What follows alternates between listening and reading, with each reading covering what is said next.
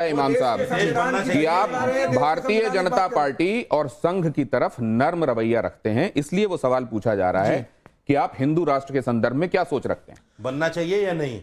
Yes या no? देखिए, yes या नो?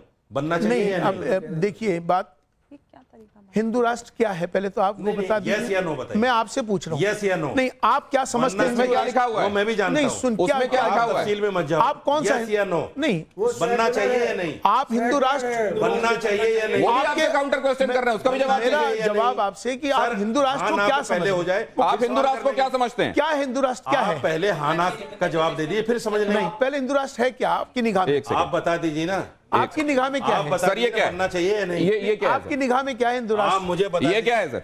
अरे इसको मत समझाओ मुझे। नहीं, उनके बगल में रखा हुआ है। क्या आपका अकीदा है इस पर? आपने कहा, आपका अकीदा है इस पर? आपका अकीदा है इस पर? सुनिए, कॉन्स्टिट्यूशन ऑफ इंडिया इस समय मेरे हाथ में है। क्या आपका अकीदा है? क्या आपका अकीदा है? रंगरेज साहब, आपका अकीदा है इस पर? इस पर अकीदा है ना? तो फिर ये सवाल क्यों है?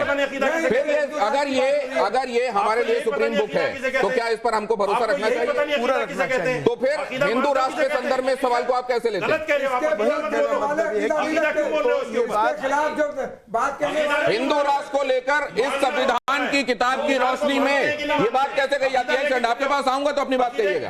एक सेकंड रुकिए, बताइए। आपका अकीदा है इस पर? मेरी तरफ देखिए और बताइए। पूरा अकीदा है मेरा इस पर, और भारत के हर व्यक्ति का अकीदा है इस पर। अकीदा है क्या आपका इसके ऊपर? पूरा अकीदा है, पूरे भारत के हर व्यक्ति का। ये कॉन्स्टिट्यूशन है भारत का, कुरान पे है, अल्लाह के रसूल हमारा भारत का कॉन्स्टिट्यूशन। अब ये और किसी चीज पे नहीं हो सकता। अकीदा हमारा अकीदा क्या है? मजहब, एक सेकंड सर, हमारा इस पर हर भारतीय कॉन्स्टिट्यूशन से जुड़ा हुआ है। देखिए दिनेश जी, ये अहम पॉइंट्स पे, अहम मुद्दों पे बात करने के बजाय देखिए शोर मचा रहे हैं। इस तरह से कोई बात नहीं कर सकता। देखिए कितने बढ़िया से डिबेट होने दे रहे हैं, आप सब देख रहे हैं। अकीदा का मायना क्या है? अकीदा के लफ्ज़ कितने बढ़िया से डिबेट होने दे रहे हैं, कितने बढ़िया सवालों के जवाब लेने दे रहे हैं। हाजिक साहब भी उसमें पूरा कोऑपरेट कर रहे हैं। और देखिए कितने बढ़िया, और कौन से मदरसे से मौलवी है, आप बता दीजिए। ये लगातार ये कोशिश की जा रही है कि आप बोले नहीं। सर, अब अगला सवाल आपसे। अब तरक्की और विकास का एक जो फॉर्मूला है वो कहता है सबका साथ, आता हूं सर, सबका साथ, सबका विकास, सबका विश्वास। जी। अरशद मदनी साहब को अगर आप सुने तो वो कहते हैं हिंदुस्तान में मुसलमानों की हालत इस समय सबसे दयनीय है और मुसलमान सबसे ज्यादा हाशिए में हैं, परेशान हैं।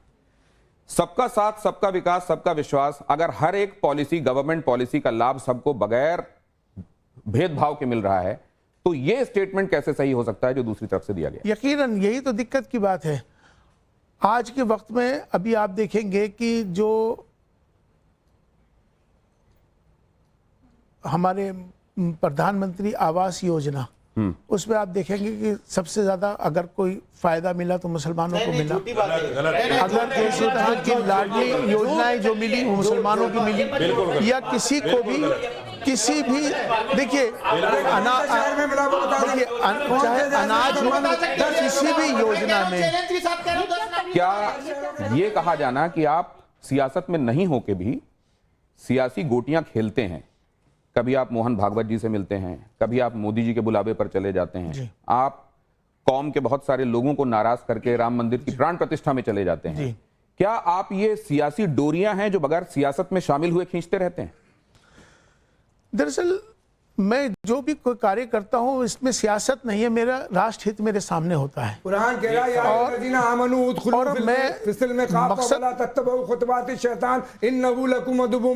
ईमान वालो, इस्लाम में पूरी तरह दाखिल हो जाओ। शैतान तुम्हारा खुला हुआ दुश्मन है, इसके कदम ब कदम न चलो। और ये अगर शैतान के कदम पर कदम चल ले तो इनकी जवाबदेही होगी हमारी। शैतान कौन है? शैतान किस पर शैतान की बात कहते हैं? अगर देश की बात करो तो शैतान कह रहा है, प्यार की बात करो। अभी नाम तो क्या कह रहे हैं? मैंने उसका तर्जुमा भी बता दिया, तब भी नहीं समझ रहे। देश की बात की तो इन्होंने कहा शैतान खुला घूम रहा है। नहीं, आप गलत कह रहे हैं। कुरान ये कह रहा है, ए ईमान वालो, इस्लाम में पूरी तरह दाखिल हो जाओ। वो कह रहे हैं शैतान कौन है? मैं कह रहा हूँ, पूरी बात तो सुनो। प्राण प्रतिष्ठा का मतलब ये होता है हजरत, मूर्ति में जान डालना। प्राण प्रतिष्ठा इसको कहते हैं। मेरा अकीदा ये है, हर मुसलमान का अकीदा ये है कि अल्लाह के अलावा जान लेने वाला, जान देने वाला कोई दुनिया में नहीं, और आप उसमें प्रोग्राम में चले गए, तो ये ईमान के खिलाफ नहीं, इस्लाम के अकीदे के खिलाफ नहीं, ये आपके प्राण खिलाफ है। प्रतिष्ठा में ये पूजा नहीं थी उनकी।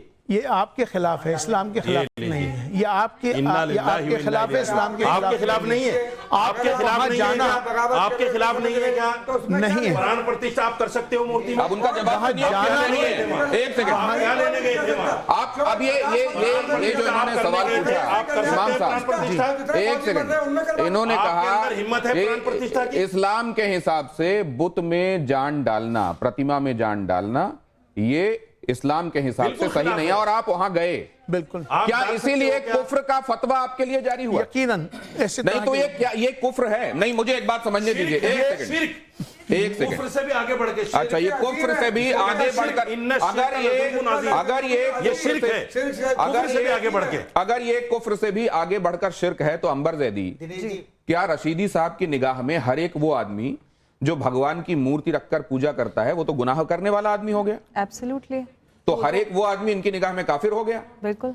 तो क्या इनका कहना यह है कि हर एक वो मेरी आस्था आदमी में- मजहब के हिसाब से सजा का हकदार हो गया? बिल्कुल। क्या उसी तरह के लोगों के लिए कहा जाता है कि इनको जीने का अधिकार नहीं है? अरे ये इस्लामी हुकूमत है क्या जो सजा दोगे आप? ये इस्लामी हुकूमत है। तो फिर आप ये आप कहां बताइए, ले जा रहे हो? अगर ये इस्लामी हुकूमत नहीं है तो ये बगैर फतवा पढ़े उन लिखे पर लोग कैसे आ नहीं है। गया? और आप ये पढ़े तो लिखे लोग हैं, conveniently ये क्या लोग बात को इसको घुमाइए? यूज दोनों बातें करते हैं। कैसे बात हो सकती घुमाइए। हैं? इमाम बिल्कुल साहब, ये मत- दोनों बातें ये कैसे हो सकती चूंकि हैं? इमाम है, ये आपने इनकी जो जिम्मेदारी किया, बनती है जवाब देना। ये दोनों बातें ये कैसे इमाम हो सकती हैं? है, इमाम होने के नाते जिम्मेदारी है इनकी जवाब देना, बोल चुके? जिम्मेदारी है इनकी बोल जवाब चुके देना। और ये दोनों- एक भी बात ये का दोनों- तसल्ली बख्श जवाब नहीं ये दे पाए। दोनों बातें नहीं कैसे दे हो पाए। सकती हैं इमाम साहब न कि आपने जो किया, न दुनिया की जानकारी, आपने जो किया वो गुनाह भी हो जानकारी, न गया, बरकत लेकिन की यहाँ जानकारी। शरीयत के हिसाब से तो चीजें चल नहीं रही हैं, इसलिए शिर्क सजा कैसे अज़ीम है। मिलेगी? ये दोनों बातें समझाइए जरा। देखिए, ये मेरे और ईश्वर के अल्लाह के मामलात हैं कि मैंने क्या किया, जाहिर पर मैं फतवा क्यों लगता है गया। हज़रत।